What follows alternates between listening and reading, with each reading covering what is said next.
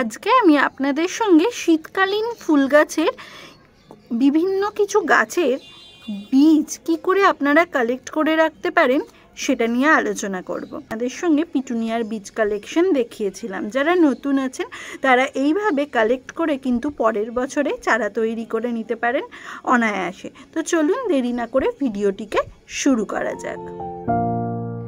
শীতকালীন গাছগুলির মধ্যে গ্যাজেনিয়া, ক্যালেন্ডুলা, ডায়ান্থাস, স্টক এবং গাঁদা, এখানে আমি সেটা এখনও আনিনি। তো প্রত্যেকটারই আমি বীজ কালেকশন করে দেখাবো। যারা বিশেষত নতুন বাগান করছেন তারা কিভাবে এই বীজগুলিকে পরের বছরের জন্য সংরক্ষণ করবেন এবং কোথায় এই বীজগুলি ফুলের মধ্যে থাকে সমস্তটা থাকছে আজকের এই ভিডিওতে। প্রথমেই আমি যেটা দেখাবো সেটা হলো ক্যালেন্ডুলা থেকে আপনারা কি করে সহজেই বীজ পেয়ে যাবেন।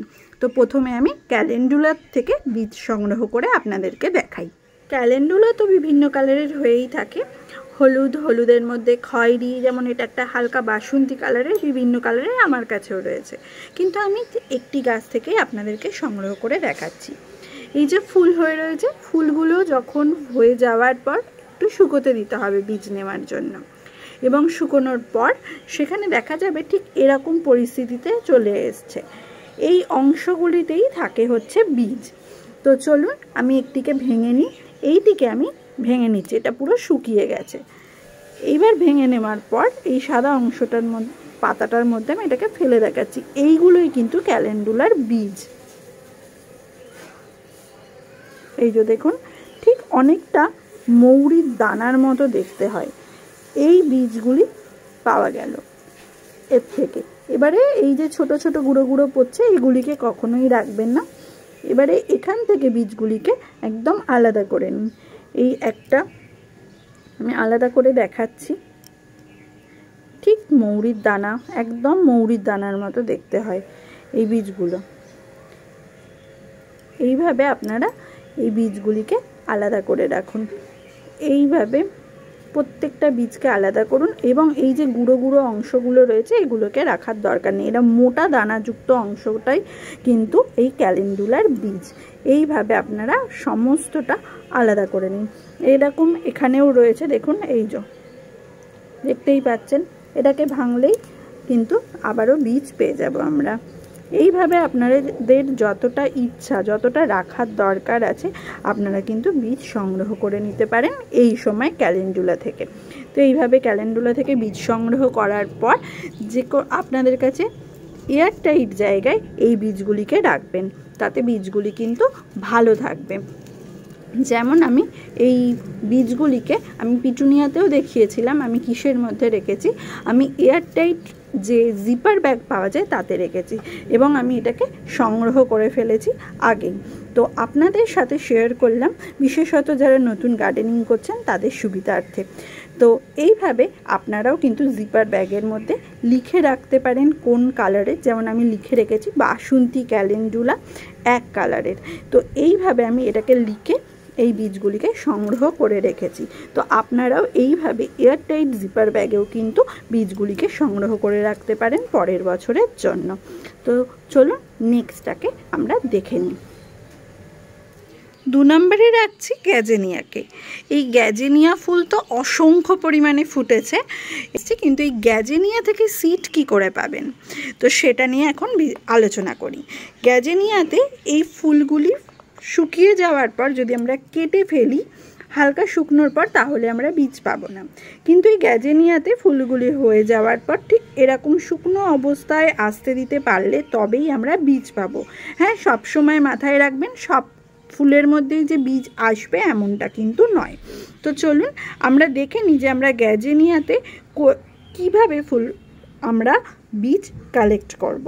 তো এই যে দেখতে পাচ্ছেন অলরেডি এটা শুকনো হয়ে ফেটে যাচ্ছে, এই অংশটাকে আমরা নিয়ে নেব। এর থেকেই কিন্তু আমরা বীজ পাবো। এরকম আরও রয়েছে এরকম ফুল যেটার থেকে ফেটে বেরিয়ে গেছে সমস্তটা, এটাও আমরা কেটে নিলাম।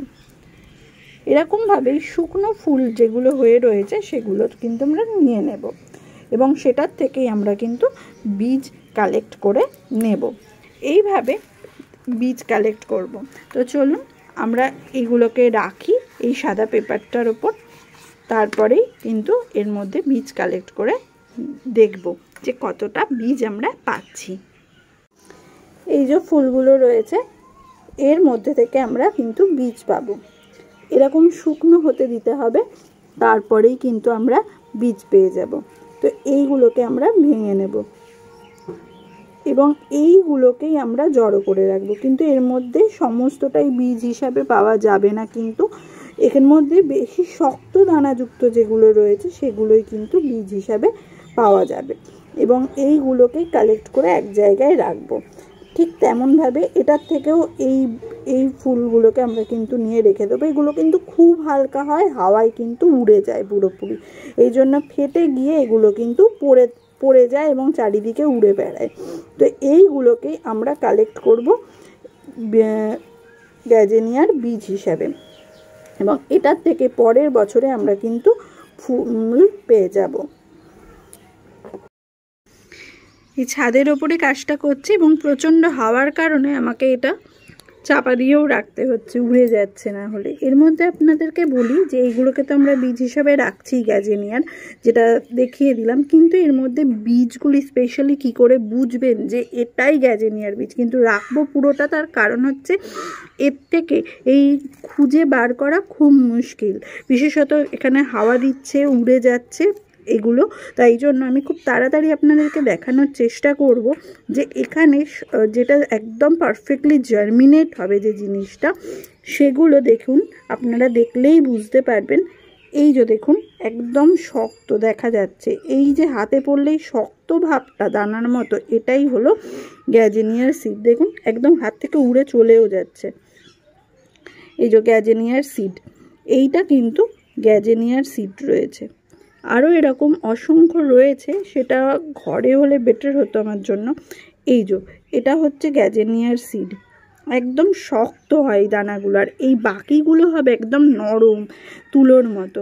এগুলো কিন্তু সিড নয়। কিন্তু কেন এগুলোকে একসঙ্গে রাখবো, তার কারণ এই জায়গায় যদি আমি আপনাদেরকে পুরো বেচে দেখাতে যাই সবটা আমার উড়ে যাবে, তাই এইগুলোকে একসঙ্গে আমি এই লিখে রেখেছি অলরেডি গ্যাজেনিয়া বলে, এই প্যাকেটের মধ্যে আমি নিয়ে নেব এবং আপনাদেরকে দেখিয়ে দিলাম এখানে এই শক্ত দানাদার জিনিসগুলোই হচ্ছে গ্যাজেনিয়ার পিওর সিড। এই যে একদম শক্ত হবে, হাতে পড়লেই আপনারা কিন্তু বুঝতে পারবেন আলাদা।